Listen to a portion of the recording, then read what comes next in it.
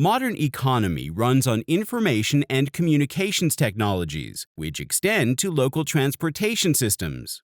The future of these systems will be shaped by automation and people's preferences in getting from point A to point B.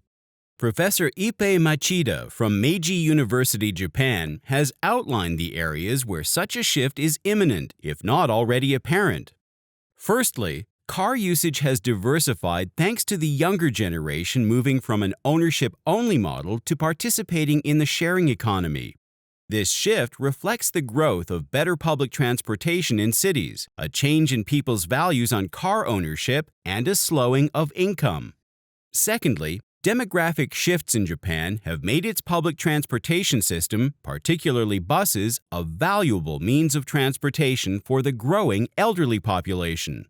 Since burgeoning economic costs can make local governments discontinue bus services, Professor Machida suggests a mixed loading of cargo and passengers, which is common in developing countries, as an alternative.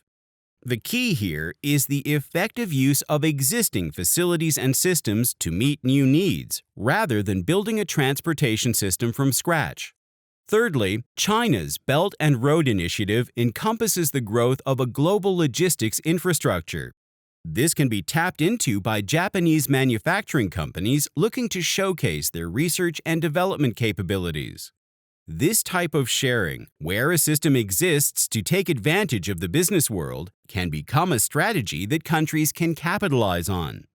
Ultimately, a transportation system based on the United Nations Sustainable Development Goals will be more efficient and sustainable thanks to environment-friendly fuels like hydrogen, autonomous driving technology, and the elimination of long-distance logistics.